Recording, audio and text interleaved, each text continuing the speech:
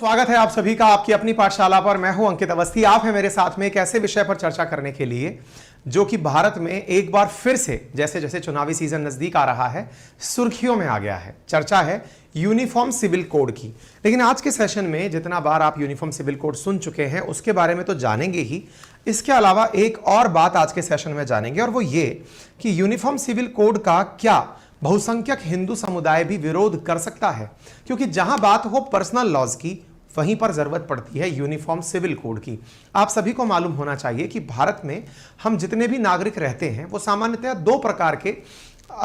प्रकार के कानूनों से बंधे हुए हैं। एक है क्रिमिनल लॉ, जिसके अंदर आप किसी प्रकार का कोई जुर्म करते हैं तो उस लॉ के तहत आपको डील किया जाता है, और एक है पर्सनल लॉ जिन्हें आप सिविल लॉज के नाम से भी जानते हैं, जिसमें कि आप क्राइम के अलावा कोई और चीज, चाहे वो कर्ज कराधान से संबंधित काम हो या फिर पर्सनल राइट से संबंधित काम हो।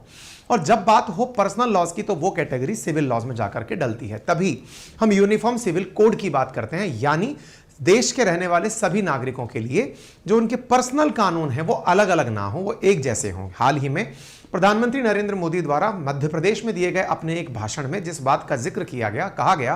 कि एक परिवार के अंदर अगर कई लोग रहते हैं तो उन लोगों के लिए अलग अलग कानून नहीं होना चाहिए, इससे देश या परिवार अच्छे से नहीं चल सकता। तो फिर हमारे देश में रहने वाले हर नागरिक के लिए अलग कानून क्यों हो? इस बात को छेड़कर बीजेपी ने अपने 2019 के मैनिफेस्टो पर एक बार सब लोगों की नजरें फिर से टिकारी हैं। 2019 में जब बीजेपी सत्ता में आने के लिए अपना चुनावी घोषणा पत्र जारी की थी, उस समय उन्होंने कहा था कि अगर वे सत्ता में आते हैं तो यूनिफॉर्म सिविल कोड लाने का पूर्ण प्रयास करेंगे। इसी के तहत प्रधानमंत्री ने यह बात छेड़कर वापस से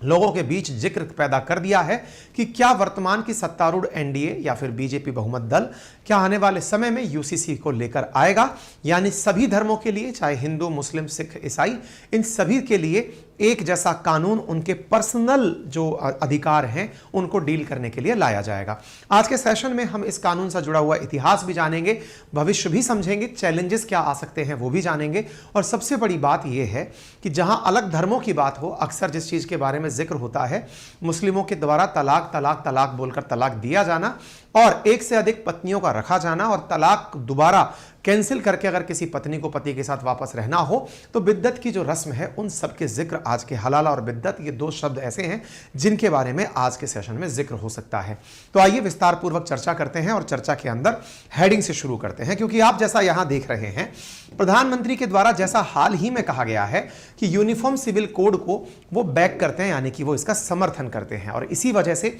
पर्सनल लॉज को लेकर के फिलहाल पर्सनल लॉ हमारे यहां पर देश के अंदर जो लॉ कमीशन है वो लोगों से राय लेना शुरू कर चुका है। लगभग 8 लाख से अधिक लोगों की राय ली जा चुकी है।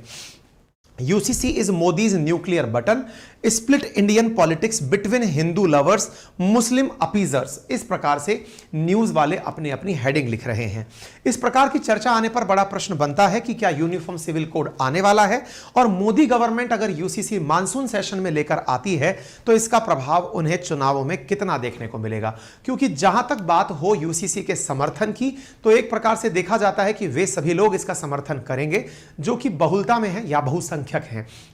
देश के अंदर हिंदू समुदाय है। ऐसी स्थिति में संभवतया वो यूसीसी का समर्थन करते दिखेंगे। वहीं दूसरी ओर अगर अल्पसंख्यकों की बात हो, विशेष रूप से मुस्लिमों की बात हो जो कि सेकंड हाईएस्ट देश के अंदर पॉपुलेशन रखते हैं, उनका अगर अल्पसंख्यक राइट, जिसमें कि उन्हें पर्सनल लॉ के द्वारा, मुस्लिम पर्सनल लॉ के द्वारा ड्राइव किया जाता है, अगर उनके लॉज हटा दिए जाएं तो ऐसी स्थिति में उनके साथ जाकर कौन सी पार्टी खड़ी होगी, इससे देश के अंदर एक डिवाइड पैदा हो सकता है। यह डिवाइड संभवतया पहले सिटीजनशिप अमेंडमेंट एक्ट के समय देखे गए प्रोटेस्ट से भी बड़ा हो सकता है। इसकी कई राजनीतिक जानकार वो अनुमान लगा रहे हैं कि संभवतया ऐसा कुछ बड़ा काम हो सकता है। प्रधानमंत्री मोदी के द्वारा दिया गया जो भाषण है वो आप एक बार सुन सकते हैं।